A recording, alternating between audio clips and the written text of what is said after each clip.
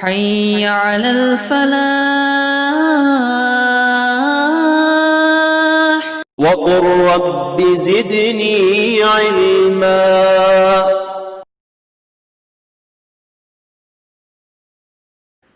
بسم اللہ والصلاۃ والسلام علی رسول اللہ وبعد. محترم بھائیوں اور بہنوں، السلام علیکم ورحمۃ اللہ وبرکاتہ. پروگرام نبوی قصے میں آپ سب کا استقبال ہے. آج ہماری گفتگو کا ٹاپک ہوگا 3 غار والوں کا قصہ. صحیح بخاری اور صحیح مسلم کی روایت ہے.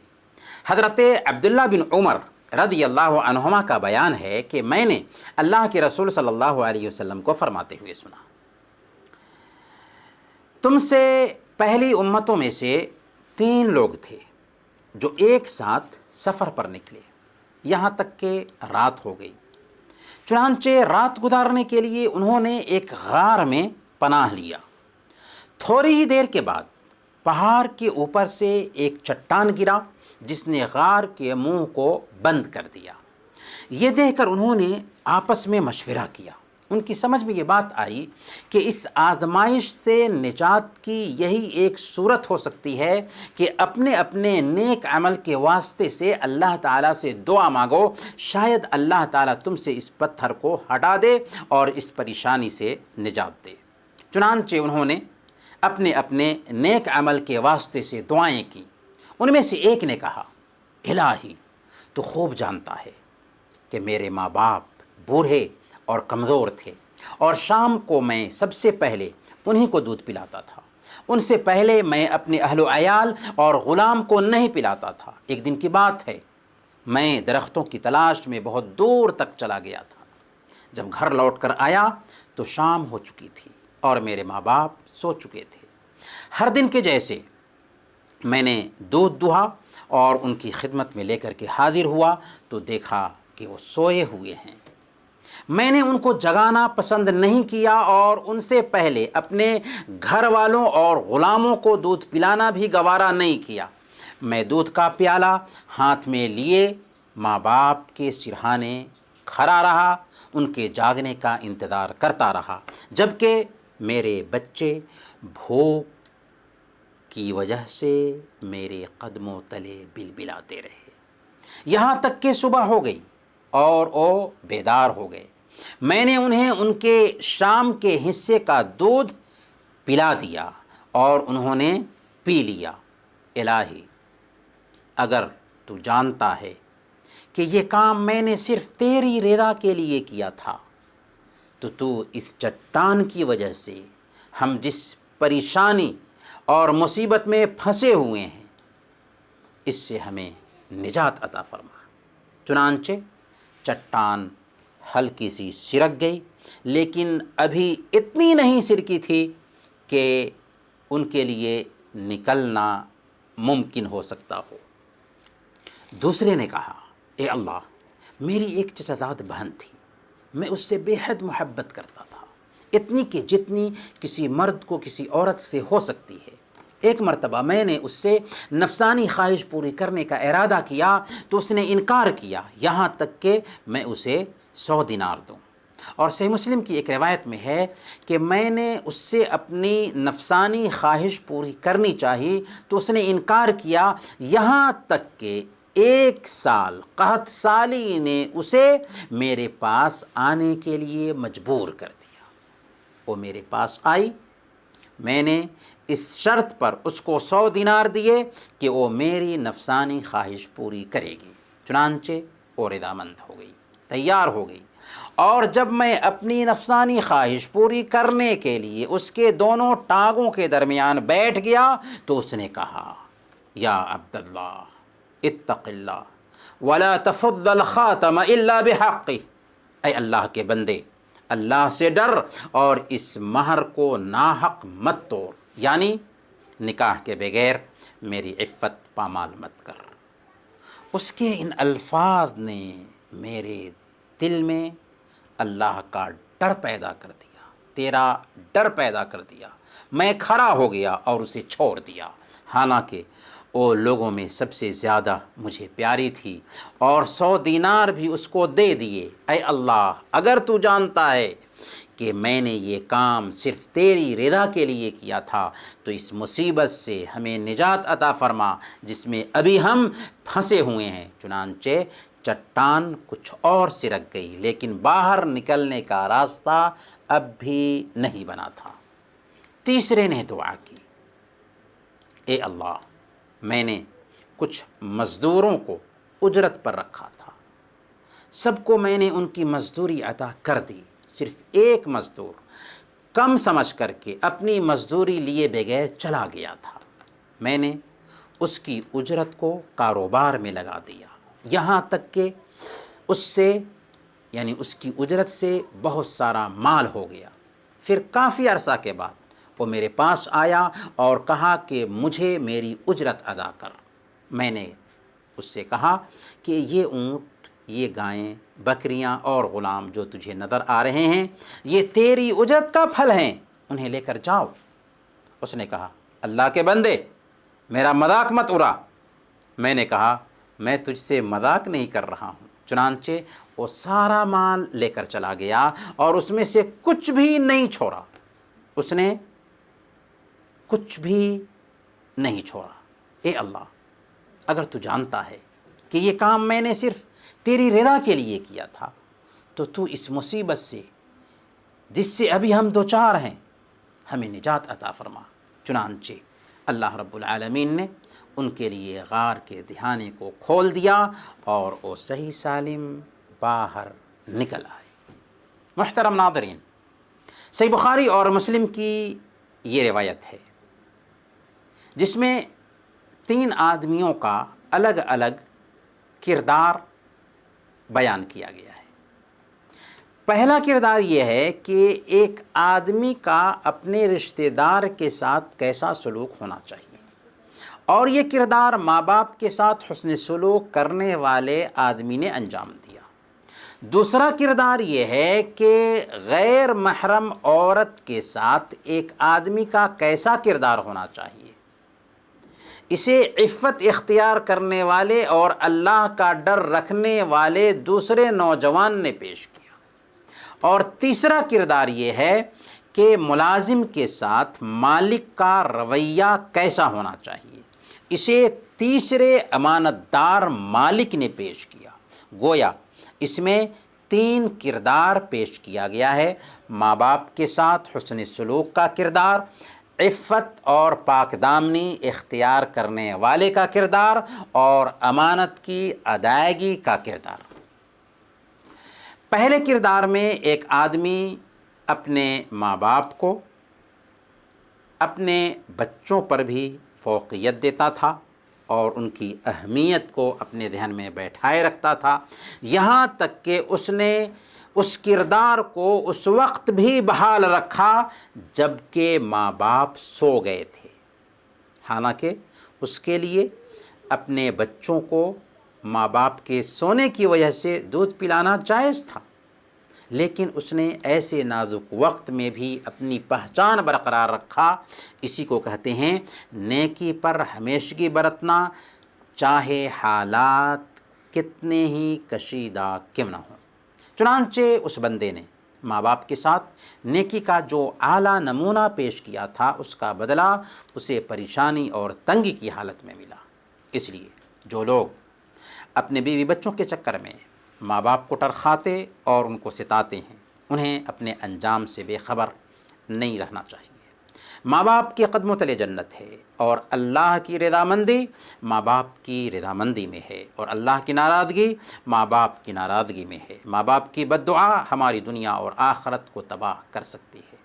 جس نے اپنے ماں باپ کے ساتھ اچھا برتاؤ کیا وہ آخرت سے پہلے دنیا میں اس کی برکت دیکھتا ہے۔ صحیح بخاری اور صحیح مسلم کی روایت ہے، اللہ کے رسول صلی اللہ علیہ وسلم نے ارشاد فرمایا، من سرہ ان یبسط لہ فی رزقہ اور ینسأ لہ فی اثرہ فلیصل رحمہ، جسے یہ بات خوش کرتی ہو کہ اس کی عمر لمبی کر دی جائے اور اس کی روزی میں برکت ہو تو اسے چاہیے کہ وہ صلہ رحمی کرے، اور صلہ رحمی میں سب سے پہلے نمبر پر ماں باپ کا درجہ آتا ہے۔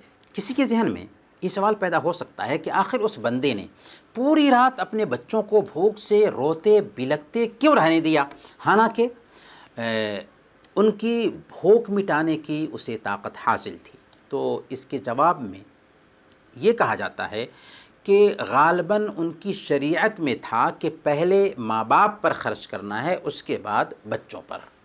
اور یہ بھی کہا جاتا ہے کہ ممکن ہے کہ اس کے بچے بھوک سے زیادہ کے خواہش مند اور طلبگار رہے ہوں، اس بنیاد پر اس نے بچوں کو نہیں دیا اور ماں باپ کا انتظار کیا۔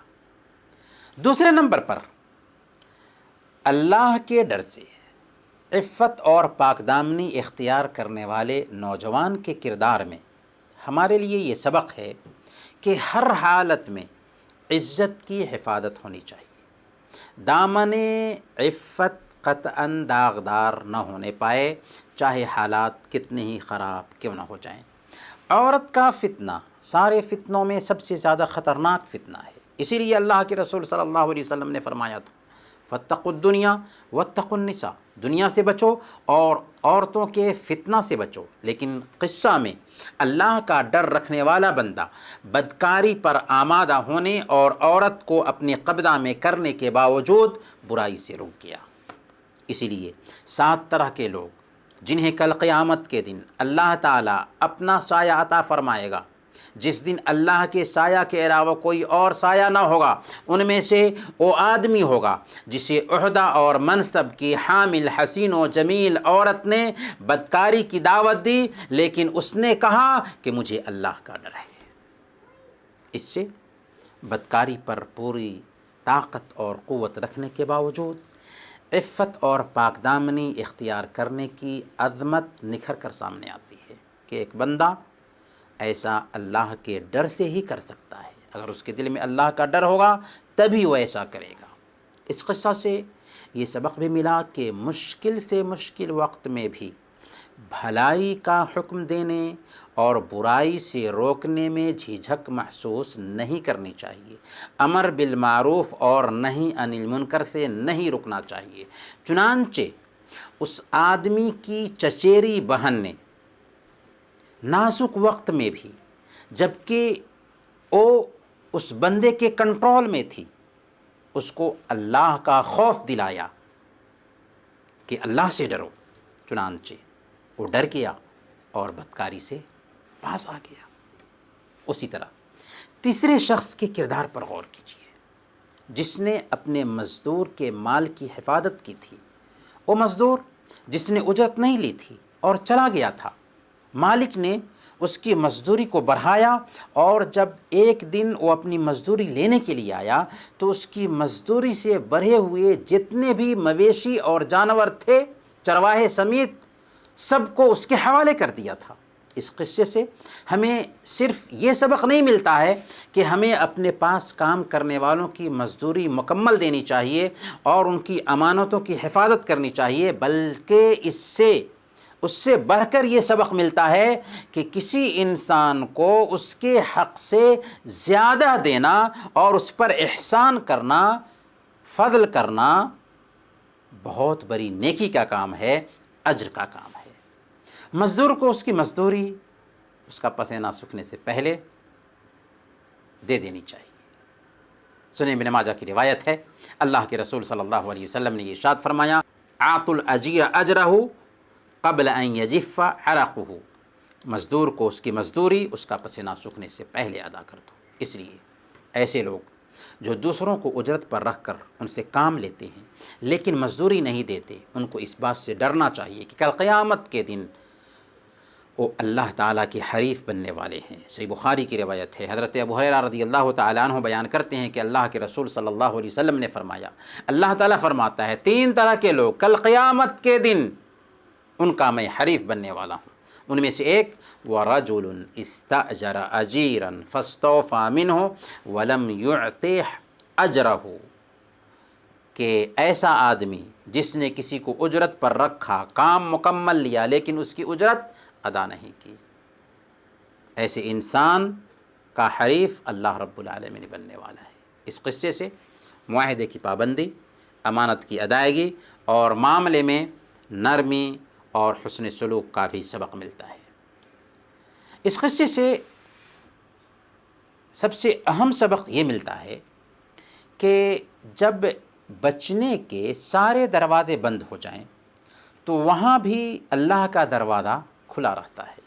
3 شخصوں نے غار میں پناہ لیا تھا، چٹان نے غار کا منہ بند کر دیا، نکلنے کا کوئی راستہ نہیں دکھائی دے رہا ہے، مایوسی ہی مایوسی دکھائی دے رہی ہے، لیکن وہاں بھی اللہ کا دروازہ کھل جاتا ہے اور انہیں اللہ کی مدد حاصل ہوتی ہے۔ گویا تقوی ایک بندہ کو مصیبت اور پریشانی سے نجات دینے کا سبب بنتا ہے۔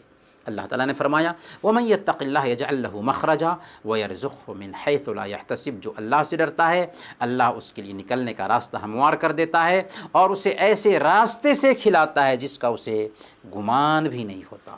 ان تینوں نے تقوی اختیار کیا تھا، چنانچہ اللہ تعالیٰ نے ایسی جگہ ان کی مدد فرمائی جہاں سے نکلنے کے سارے دروازے بند تھے۔ اس لیے ایک مومن خواہ کتنی بڑی آزمائش میں مبتلا کیوں نہ ہو، حالات خواہ کتنے خراب کیوں نہ ہوں، اسے اللہ کی ذات سے بالکل مایوس نہیں ہونا چاہیے۔ آج بھی ہم طرح طرح کی مصیبتوں اور پریشانیوں سے دوچار ہیں۔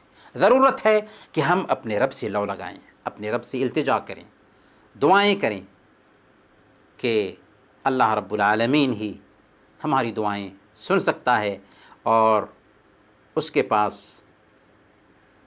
ہر حالت میں ہماری مدد کے لیے دروازے کھلے ہوتے ہیں، اس کا دروازہ کبھی بند نہیں ہوتا۔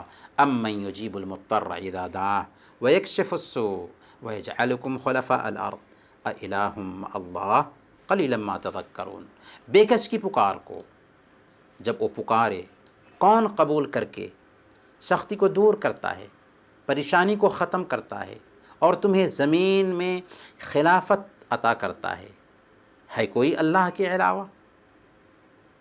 تم بہت کم ہی نصیحت حاصل کرتے ہو۔ محترم بھائیوں اور بہنوں، اس قصہ سے ہمیں دوسرا سبق یہ ملتا ہے کہ مصیبتوں اور پریشانیوں سے نجات کا سب سے عظیم نسخہ کشادگی اور خوشحالی میں نیک اعمال کی انجام دہی ہے۔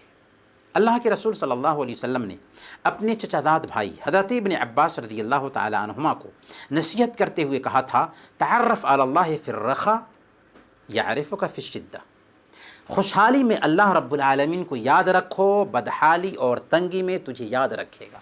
ان 3 شخصوں نے خوشحالی میں نیک عمل کیا تھا تو وہ نیک عمل بدحالی میں ان کے کام آئے۔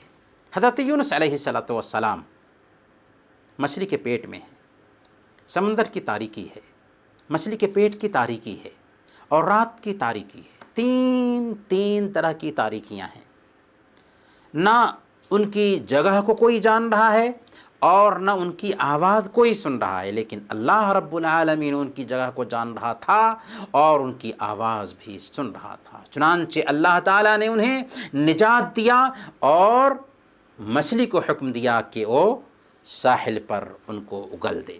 اللہ تعالیٰ نے فرمایا فاستجبنا له ونجیناہ من الغم وکذالک ننجی المؤمنین، تب ہم نے اس کی دعا قبول کی اور غم سے اس کو نجات بخشی اور اسی طرح ہم ایمان والوں کو بچا لیا کرتے ہیں۔ حضرت حسن بصری رحمۃ اللہ علیہ فرماتے ہیں کہ حضرت یونس علیہ السلام نے مچھلی کے پیٹ میں کوئی عبادت کا اہتمام نہیں کیا تھا، بلکہ خوشحالی میں نیک اعمال انجام دی تھی، جس کی بنیاد پر اللہ تعالیٰ نے مصیبت میں ان کو یاد رکھا۔ اب ہمیں اپنے دل کو ٹٹولنا ہے اور من سے پوچھنا ہے کہ ہم نے کیا کیا نیک اعمال انجام دیے ہیں جو بدحالی میں ہمارے کام آئیں گے۔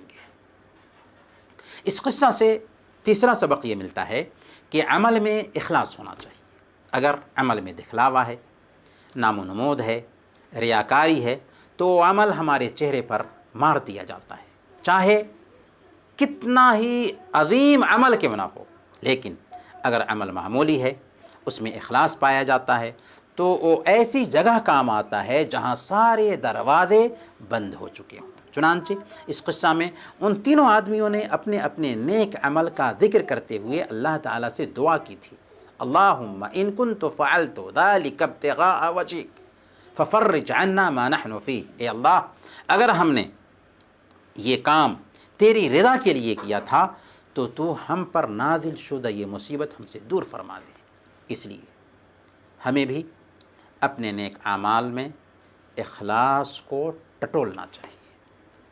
اس قصہ سے چوتھا سبق یہ ملتا ہے کہ اس میں وسیلہ کی جائز 3 قسموں میں سے ایک قسم کا ذکر کیا گیا ہے۔ وسیلہ کی 3 جائز قسمیں ہوتی ہیں۔ اللہ تعالیٰ کے اسماء و صفات کا وسیلہ کہ اللہ تعالیٰ کے ناموں اور اس کی صفتوں کا ذکر کر کے اللہ تعالیٰ سے سوال کیا جائے۔ وسیلہ کی دوسری جائز قسم کسی نیک بندے سے دعا کرانا ہے کہ ایک آدمی کسی اللہ والے کے پاس جائے اور اس سے گزارش کرے کہ وہ اس کے لیے دعا کر دے، یہ بھی جائز وسیلہ ہے۔ اور وسیلہ کی تیسری جائز قسم نیک عمل کا وسیلہ ہے، جو اس حدیث میں بیان کیا گیا ہے کہ تینوں نے اپنے اپنے نیک عمل کا وسیلہ اختیار کرتے ہوئے اللہ تعالیٰ سے دعا کیا تو اللہ تعالیٰ نے ان کی دعا قبول فرمائی اور مصیبت سے نجات دیا۔ وسیلہ کی یہ 3 جائز قسمیں ہیں، جبکہ وسیلہ کی ناجائز قسم یہ ہے کہ ایک انسان مردے کو پکارے، مردے کو وسیلہ بنائے، یہ سراسر شرک ہے۔ بلکہ یہ بھی جائز نہیں ہے کہ اللہ کے رسول صلی اللہ علیہ وسلم کے وسیلے سے دعا کی جائے۔ آپ کی ذات یا آپ کے جاہ اور مرتبے کے وسیلے سے دعا مانگنا جائز نہیں ہے۔ ہاں، آپ پر ایمان، آپ کی اطاعت اور آپ کی محبت کا وسیلہ لیا جا سکتا ہے۔ اس قصہ سے 5واں سبق یہ ملتا ہے کہ اجتماعیت میں برکت ہے۔ تینوں نے اپنے اپنے نیک عمل کا واسطہ دے کر اللہ تعالیٰ سے دعا کی تو اللہ تعالیٰ نے انہیں نجات دی۔ ذرا سوچیے، ان تینوں میں سے کسی ایک کے پاس بھی اگر نیک عمل نہ ہوتا تو کیا غار کا منہ پورے طور پر کھل پاتا اور وہ سب کے سب نکل پاتے؟ نہیں۔ اس لیے اس سے پتہ یہ چلا کہ نیک اعمال میں شراکت وہ واحد ذریعہ ہے جس کی بدولت راستے کے کانٹے ہٹتے ہیں اور چٹان دور ہوتے ہیں۔ غزوہ احد پر ایک نظر ڈالیے۔ 50 تیر اندازوں کی معمولی غلطی کی وجہ سے جیتی ہوئی جنگ شکست میں تبدیل ہو گئی، محض اس لیے کہ اس جگہ سے صحابہ ہٹ گئے جہاں پر اللہ کے نبی صلی اللہ علیہ وسلم نے ان کو مقرر کیا تھا۔ اس قصہ سے 6واں سبق یہ ملتا ہے کہ اس میں بہت بڑے ایک اجتماعی جرم کی طرف بھی اشارہ کیا گیا ہے، جس نے ایک پاک دامن عورت کو بدکاری پر آمادہ کیا تھا۔ وہ جرم کیا ہے؟ مالی اعتبار سے مجبور، بھوک اور فقر و فاقہ کے شکار افراد کی مدد نہ کرنا ہے، کیونکہ فقر و فاقہ کبھی کبھی ایک انسان کو بدکاری پر آمادہ کر سکتا ہے، جیسا کہ اس عورت کے ساتھ ہوا۔ اسی لیے اللہ کے رسول صلی اللہ علیہ وسلم فقر و فاقہ کے فتنہ کے شر سے اللہ رب العالمین کی پناہ مانگا کرتے تھے، اور اسلام نے فقر و فاقہ کے علاج کے لیے زکوٰۃ کا نظام پیش کیا، صدقات و خیرات کا نظام پیش کیا، کفارات کا نظام پیش کیا، تاکہ سماج میں کوئی بھوکا اور مجبور نہ رہے۔ اس لیے اگر اللہ تعالیٰ نے ہمیں مالی اعتبار سے بے نیاز کیا ہے تو ہم سماج کے غریبوں، یتیموں اور بیواؤں کی مدد کریں تاکہ انہیں عزت سے جینا میسر ہو سکے۔ اللہ کے نبی صلی اللہ علیہ وسلم نے ارشاد فرمایا، فَإِنَّمَا تُرْزَقُونَ وَتُنْصَرُونَ بِضُعَفَائِكُمْ، تمہیں جو روزی دی جاتی ہے اور تمہیں جو مدد ملتی ہے یہ تمہارے کمزوروں کی وجہ سے ہوتا ہے۔ محترم ناظرین، یہ تینوں اعمال بڑی اہمیت کے حامل ہیں، لیکن ان تینوں میں سب سے زیادہ کس کا عمل افضل تھا؟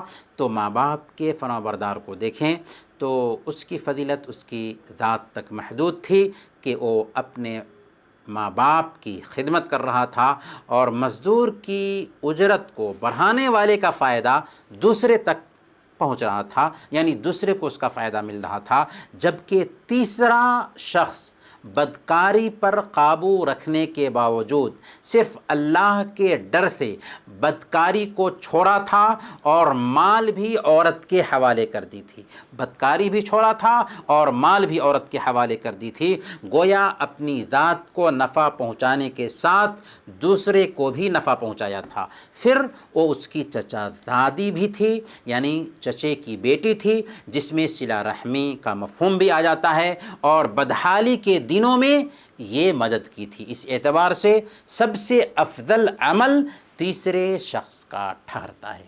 محترم بھائیوں اور بہنوں، یہ کچھ تفصیل تھی 3 غار والوں کے حوالے سے۔ انہی چند کلمات کے ساتھ ہم آپ سے رخصت ہوتے ہیں، اگلے نبوی قصوں کے ساتھ ہم پھر ملیں گے، تب تک کے لیے اجازت دیجیے۔ وصلی اللہ علی نبینا محمد وعلی آلہ وصحبہ اجمعین۔